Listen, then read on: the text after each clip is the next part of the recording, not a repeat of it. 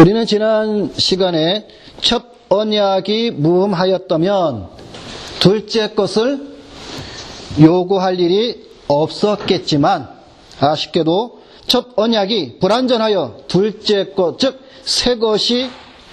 새 언약이 오게 되었다라는 말씀을 우리가 살펴보았습니다. 첫 언약이란 신의 언약으로 너희는 모든 민족 중에서 내 소유가 되겠고 너희가 내게 대하여 제사장 나라가 되며 거룩한 백성이 되리라 라는 이 말씀입니다. 다시 말해서 한마디로 말하면 나는 너희의 하나님이 되고 너희는 나의 백성이 되리라는 신의 산 언약입니다. 이 첫 언약입니다. 새 언약도 동일한 내용으로 나는 너희의 하나님이 되고 너희는 나의 백성이 되리라 라는 말씀이었습니다. 그래서 우리가 살핀 내용이 무엇이었습니까? 언약의 내용이 아니라 그 언약을 우리에게 주시는 방식에 대해서 바뀌었다라는 사실을 보았습니다. 첫 언약의 방식은 무엇으로 우리에게 주어졌다고 말씀을 하셨습니까?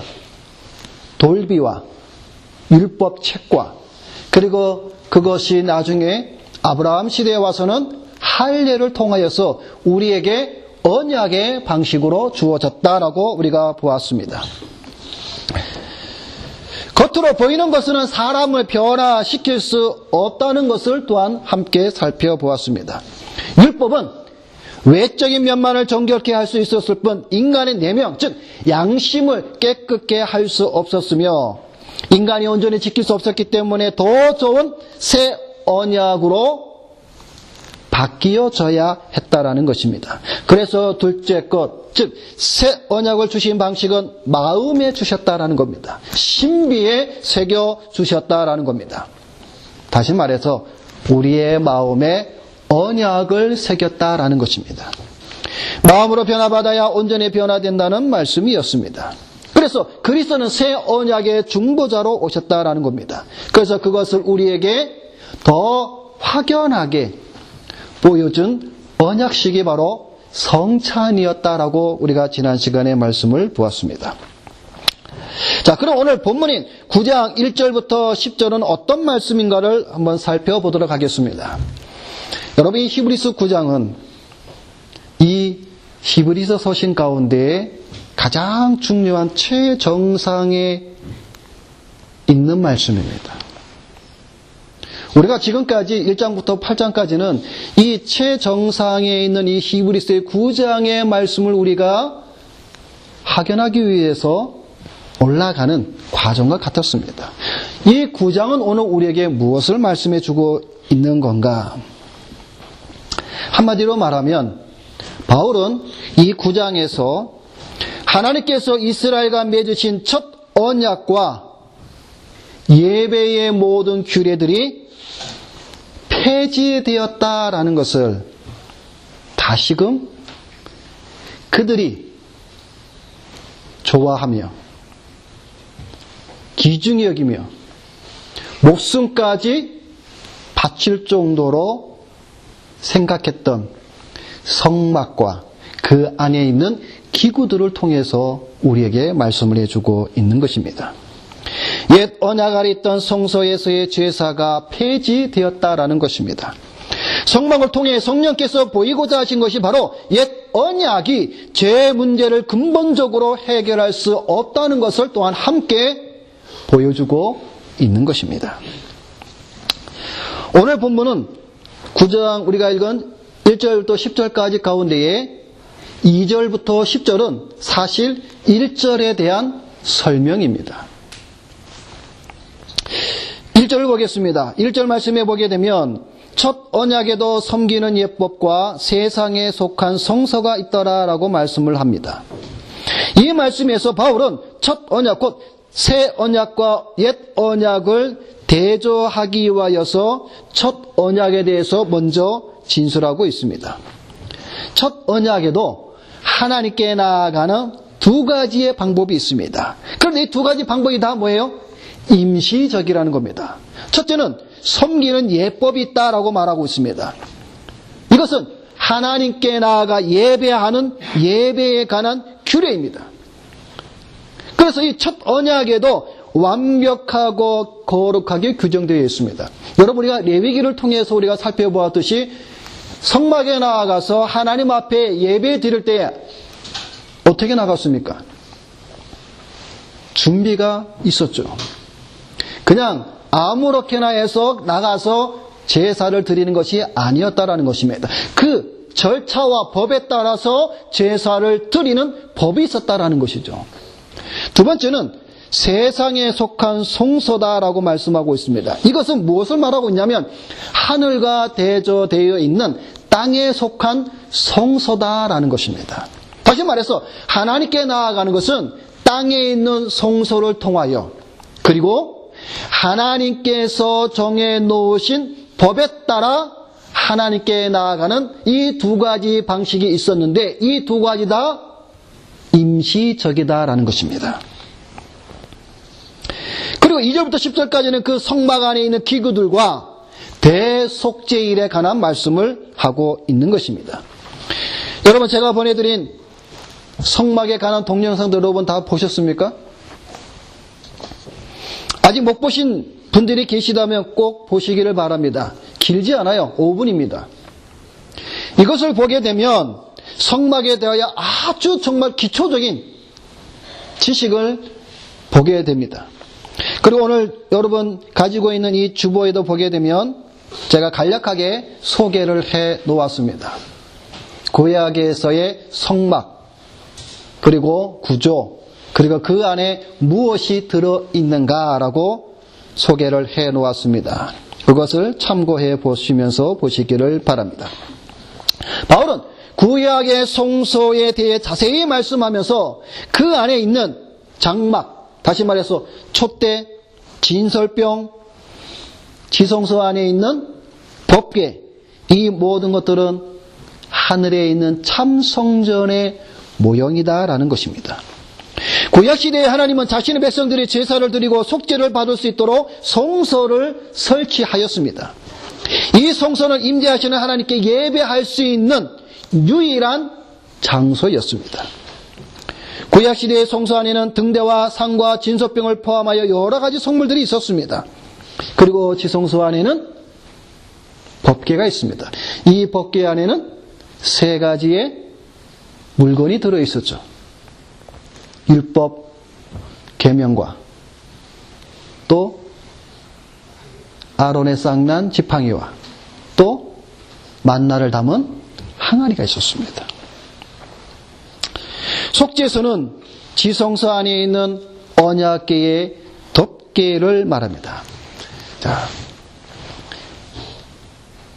이 성막 안에서 가장 중요한 것은 지성소인데, 그 지성소 안에서도 가장 중요한 게 뭐냐면 언약궤인데, 그 언약궤 안에서도 가장 중요한 게 뭐냐면 그 언약궤 위에 덮고 있는, 쉽게 말하면 뚜껑 위에 있는 면, 거기에 하나님이 임재하신 겁니다. 그래서 얘기를 보게 되면 그 속죄소 위에 구름으로 여호와께서 임하시니라고 말씀하고 있는 겁니다. 근데 그 속죄소 면 양쪽에 두 그룹이 서로 얼굴을 맞대면서 하고 있는 형상을 하고 있는 것입니다.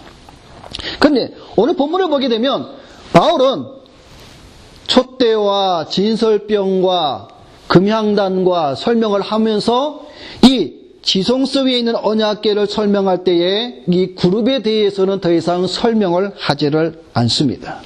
그것은 지금 사도 바울이 지금 이렇게 이 성막 안에 있는 이 기구를 통해서 말씀하고자 하는 본질에서 벗어나지 않고 이것을 지금 히브리인들에게 전하고자 하는 의미가 무엇인가를 보여주고 있다는 것입니다. 다시 말해서 옛 언약을 상징하는 성막에 대한 자세한 설명과 교훈과 이것을 내가 너에게 지금 말하는 것이 아니라 이 옛 언약과 새 언약을 비교하면서 새 언약의 뛰어남이 더 우월하다는 것을 지금 말하고 있기 때문에 바울은 더 이상의 깊이 있는 그룹에 대해서는 말을 하고 있지 않다라는 것입니다. 6절 말씀해 보게 되면 이 모든 것을 이같이 예비하였으니 제사장들이 항상 첫 장막에 들어가 섬기는 예를 행하고 라고 말씀하고 있습니다. 자, 여기 6절에 보면은 이 모든 것을 이같이 예비하였으니 무슨 말입니까? 질서 정렬하게 만든 모든 것, 이거는 그냥 아름답게 보이기 위해서 만든 것이 아니다라는 겁니다. 다시 말해서 하나님께서 받으실 만한 예배를 드리기 위하여 모든 것을 예비하였다라는 것이죠.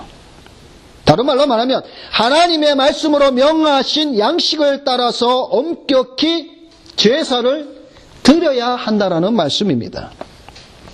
하나님을 섬기는 예법이 시행되기 전에 먼저 하나님을 섬기기 위한 모든 일들이 예비되어 있다라는 말입니다. 자, 이 말은 오늘날 우리에게 적용시킨다면 어떻게 적용시킬 수가 있을까요? 오늘날 우리가 예배를 드릴 때에 사도 요한은 우리에게 이렇게 말씀하고 있습니다. 신령과 진정으로 예배할지니 라고 말씀하고 있습니다. 그것이 무슨 예배예요? 합당한 예배다라고 말씀하고 있습니다. 다시 말해서 질서대로 예배하며 단순하게 인간의 유전이나 전통을 따라서 드려서도 안 되고 가르치기에 합당한 말씀이 그 예배 안에 있어야 한다는 것을 보여주고 있는 것입니다. 좀 더 실용적으로 우리에게 말씀을 드리면 이렇습니다. 여러분, 우리가 2년 전이죠. 2년 전에 우리가 웨스트민스터 신앙 고백서 가운데의 예배 모범을 우리가 공부를 했습니다. 자, 그 예배 모범을 공부할 때에 그 예배 모범이 무엇이었습니까? 예배를 드리는 법에 관해서 우리 청교도들이 우리에게 뭐예요? 유산으로 남겨놓은 법칙입니다. 자, 거기에 우리가 공부할 때에 어떻게 우리가 공부를 했습니까? 청교도들은 주일 전날에 아이들을 일찍 재웠습니다. 왜 그럴까요? 주일날 예배 때에 아이들이 졸지 않도록 하기 위해서 청교도들은 주일 전날에, 즉 토요일 날에는 일찍 자녀들을 재웠다고 합니다.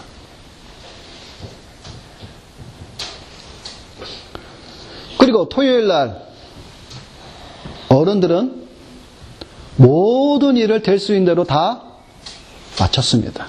왜? 주일을 온전히 지키기 위해서다라는 것이죠. 그래서 그들은, 우리 청교도들은 항상 이러한 삶을 살았습니다. 우리 자녀들이 있는 우리 부모님들은 토요일 날 자녀들을 일찍 재웁니까? 잘 안 재우죠, 요즘에는. 왜? 주말이니까. 왜? 그 다음날 늦게 일어나도 좋으니까 그냥 내버려 둡니다. 여러분, 우리하고 사고방식이 많이 다르죠. 청교도들이 우리에게 예배에 대한 모습을 통해서 가르쳐주는 것은 오늘날 우리의 삶과 너무나 많이 다릅니다.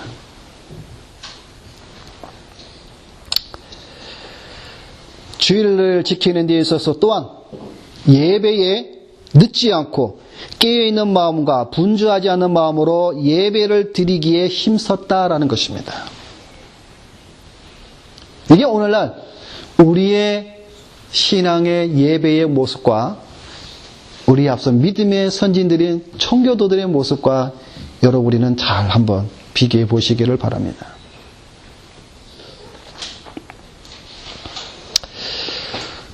오늘날 우리 현대교회와 성도들에게 있어서 문제가 많습니다.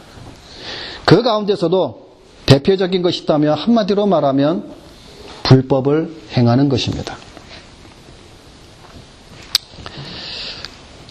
금요일날 구역예배를 드리면서 잠깐 말씀을 드렸지만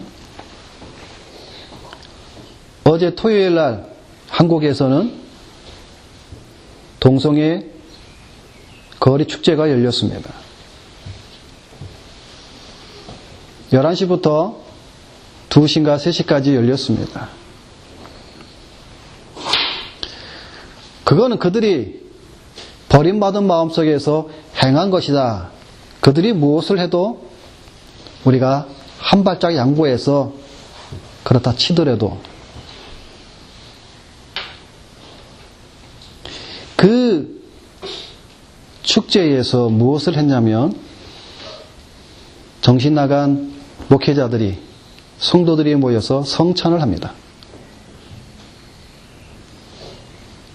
여러분, 우리가 이러한 이야기를 오늘날 우리가 들을 때에 여러분, 우리는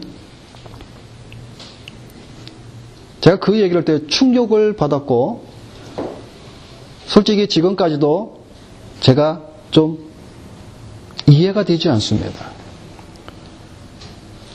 어떻게 그 자리에서 성찬을 할 수 있을까라는 물음에 불법을 행하는 거다. 이게 오늘날 우리 살아가는 오늘날 우리의 모습입니다. 그런데 여러분, 우리 자녀들이 앞으로 10년, 20년 후에는 어떨까요? 지금보다 더 타락하겠죠. 그럴 때 지금 우리 자녀들에게 우리는 과연 무엇을 남겨줘야 하겠습니까? 신앙의 유산밖에 없습니다. 무엇이 옳고 그르고 무엇이 하나님 뜻이고 원하시는 것인지를 우리가 분명하게 그들에게 전해야 됩니다. 그래서 로마서 12장 1절에 2절에 우리가 말씀을 살펴보았듯이 하나님께서 기뻐하시고 선하시고 원하시는 것이 무엇이냐면 너희 몸을 거룩한 산제사로 하나님께 드리는 것이다 라고 말씀하고 있습니다. 그러면서 이 세대를 본받지 말라라고 말씀하고 있었습니다. 이스라엘 백성이 광야에서 가나안 땅에 들어가기 전에 그들이 하나님으로부터 들은 말씀이 무엇이었습니까? 너희가 가나안 땅에 들어가거든 그들의 이방 풍속을 따르지 말라라고 말씀하셨습니다. 다시 말해서 세상의 유행을 따라가지 말라라고 말하고 있는 것이죠. 그런데 오늘날 우리 크리스천도 마찬가지죠. 오늘 우리 모든 교회와 우리 성도들은 이 세상의 풍속과 유행을 따라가지 말아야 합니다.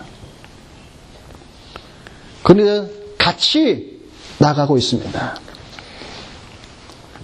여러분, 교회라는 말이 뭐였습니까? 세상으로부터 불러 모은 무리들. 그러니까 세상과 구별된 자들이라는 것이죠. 여러분들은 세상과 구별된 자들입니다. 세상 사람과 같지 않다라는 것이죠. 세상 사람과 구별되었기에 여러분들은 분리된 자들입니다. 그들과 구별된 자들입니다. 불법을 행하는 그러한 신앙을 행하면서도 우리는 모른 척합니다. 마태복음 24장은 여러분이 잘 아는 대로 종말장입니다. 마태복음 24장 12절에 이렇게 말씀하고 있습니다. 불법이 성함으로 많은 사람의 사랑이 식어지니라. 여러분, 마지막 때가 될수록요 불법이 성합니다.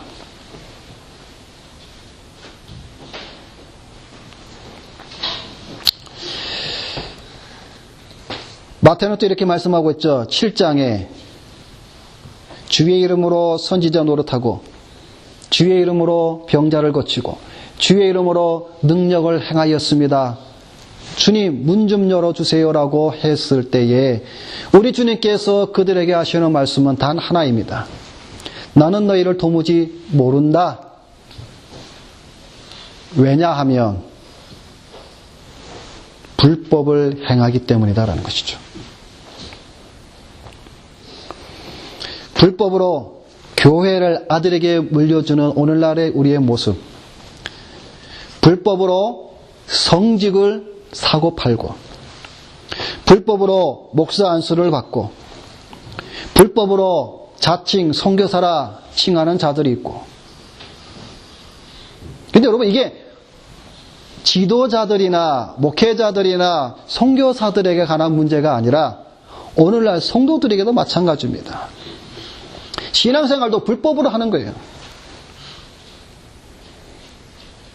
불법으로 행합니다. 자기가 어디에 속했는지도 모르고 그저 큰 교회 가서 뒤에 앉아서 예배만 드리고 나오고 그리고 자기는 신앙생활을 했다라는 것이죠. 이런 일들이 오늘날 우리가 사는 이 교회의 자화상입니다. 그러니까 자신들이 불법을 행하면서도 그걸 몰라요. 오늘 우리의 모습입니다.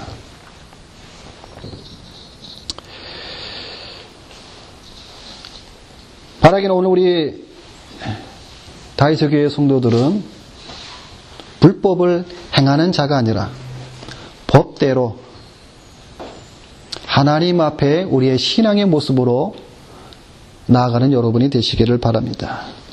그래서 이 모든 것들을 예비하사 제사장들이 그 척장막에 들어가서 섬기는 예대로 행하는 것들이 있습니다. 성경에 보면은 세 가지를 행합니다. 첫째는 이 제사장들은 아침마다 금향단에 분향을 합니다. 두 번째, 제사장은 저녁마다 들어가서 등대에 불을 밝힙니다. 다시 말해서 그 불이 잘 타도록 불똥이 생기지 않고 또 그 등대에 쓰는 올리브 그림은 가장 좋은 곳, 거룩한 곳으로 깨끗한 곳으로 등잔에 불을 밝힙니다. 그리고 세 번째는 매 안식일마다 떡상에 12개의 진설병을 교체합니다. 이거를 매일 행하는 것이죠. 이게 제사장들이 섬기는 예법에 따라 그들이 모든 일을 예비하여 행하는 모습이었습니다. 이게 오늘 우리에게도 적용이 된다는 것이죠. 7절 말씀해 보게 되면 오직 둘째 장막은 대제사장이 홀로 1년 1차씩 들어가되 피 없이는 아니하나니 이 피는 자기와 백성의 허물을 위하여 드리는 것이라. 자, 여러분, 첫째 장막은 뭐고 둘째 장막은 무엇입니까? 첫째 장막은 성소요, 두 번째 장막은 지성소입니다. 근데 이 둘째 장막은 우리가 아는 대로 법궤가 있고 이 지성소는 대제사장이 1년에 한 번 들어가는 날입니다. 일반 제사장은 성소에는 들어가도 대제사장이 들어갈 수 있는 그 지성소에는 들어가지 못합니다. 들어가면 그 제사장이라도 그 자리에서 죽습니다. 1년에 한 번 곧 속죄일에만 들어갑니다. 7월 10일 대속죄일에 대제사장이 그 지성소에 들어갑니다. 들어가되 두 번 들어갑니다. 처음에 들어갈 때는 어떻게 들어갑니까? 여러분이 내일 시간에 공부했는데 여러분 다 잊어버리셨죠? 대제사장이 지성소에 들어갈 때에 먼저 순염소의 피를 가지고 자기와 자기 가족의 죄를 속죄하기 위해서 들어가서 속죄소 위에 피를 뿌립니다. 그리고 나와서 두 번째 양의 피를 가지고 이스라엘 백성 전체의 죄를 가지고 그 피를 가지고 들어가서 피를 뿌립니다. 1년에 단 한 번입니다. 그런 다음 백성 전체를 위해서 피를 뿌린 다음에 그는 나와서 아사세를 위한 2마리의 양 가운데에 1마리 양에게 모든 죄를 전가시키기 위해 준비된 사람을 시켜서 이 양을 어디로 가져갑니까? 광야로 끌고 갑니다.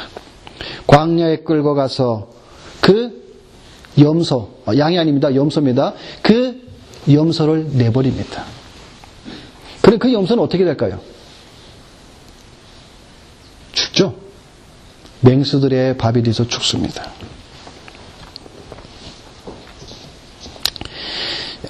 자, 이 오늘 본문에서 이렇게 대속죄일에 관한 말씀을 하고 있는 이유가 세 가지가 있습니다. 첫째는 매년 이 속죄일을 제외하고는 하나님의 보좌, 즉 이 지성소에 들어가는 길이 막혀 있었다라는 것을 보여주는 것이 있습니다.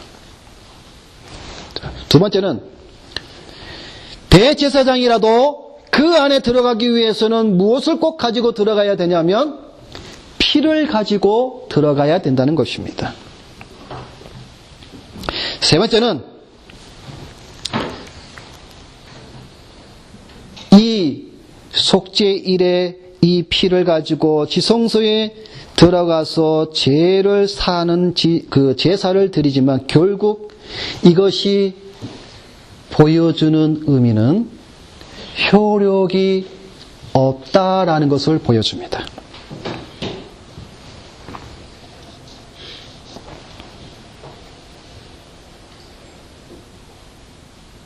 무슨 말입니까? 이 장막의 지성소, 이것은 분명히 신앙과 영적인 모든 부분을 감당하기도 남은 이 장막, 이것은 분명히 선하고 바른 것입니다. 그런데 이 성막 자체로는 지금 히브리인들에게 무엇을 설명하고 있냐면 제한성이 있고 불완전하고 한계성이 있다라는 것을 지금 알려주고 있는 것입니다. 그러므로 이 장막이 원래 실체이신 그리스도가 오기까지 이 장막은 하나님의 인재와 구원에서 연약하다라는 것을 보여주고 있는 것입니다. 그래서 성령께서 이 사실을 증거하시고 영적인 개혁이 일어날 복음 시대가 다가올 것을 오늘 마지막 절에 말씀하고 있는 것입니다. 뭐라고 말씀하고 있습니까? 10절 말씀에 이런 것은 먹고 마시는 것과 여러 가지 씻는 것과 함께 육체의 예법일 뿐이며 개혁할 때까지 맡겨둔 것이니라 말씀하고 있는 것입니다. 자, 이것은 무슨 말씀인가 하면 옛 언약 시대의 이 성막과 제사를 통해서는 하나님께 직접 나아가는 것이 막혀 있다라는 겁니다.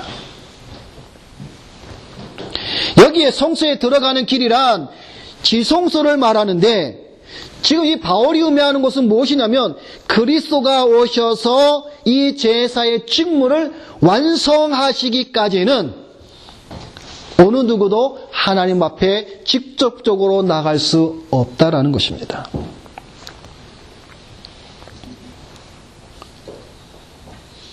구약시대의 성막은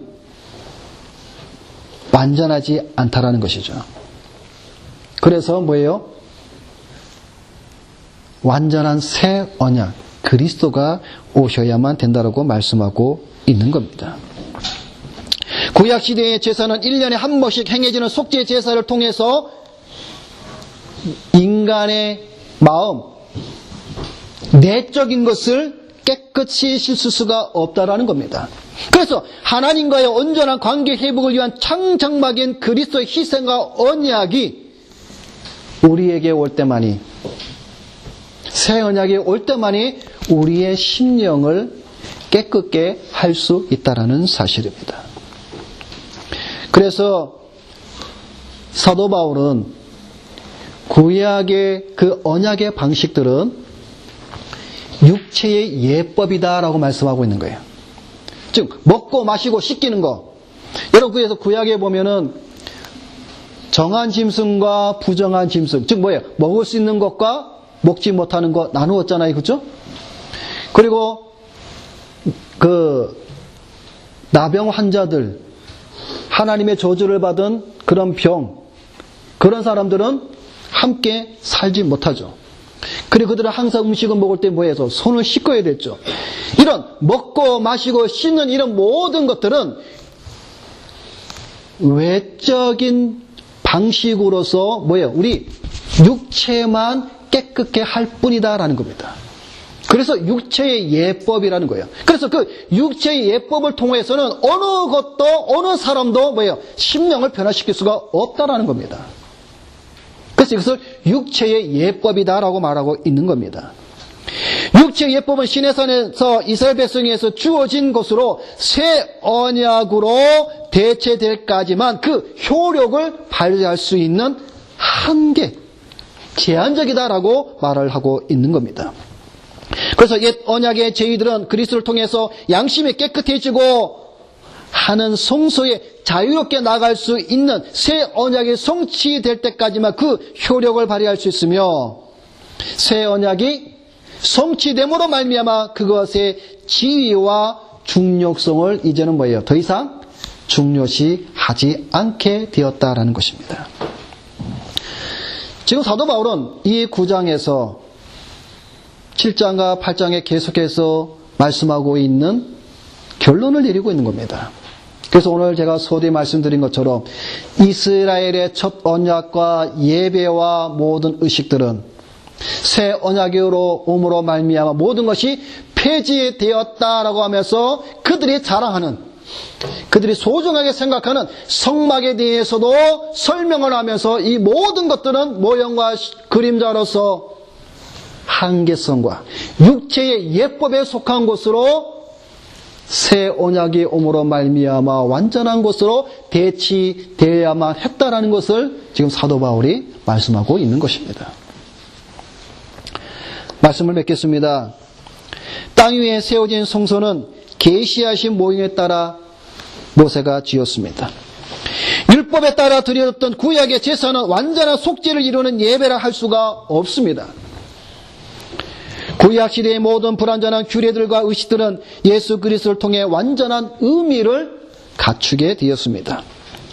더 이상 첫 언약의 방식들, 다시 말해서 눈에 보이는 것들과, 즉 모형과 그림자를 쫓는 자들이 아니라 눈에 보이지 않지만 실체인 그 새 언약을 바라보는 믿음의 우리의 성도들이 되어야 됩니다.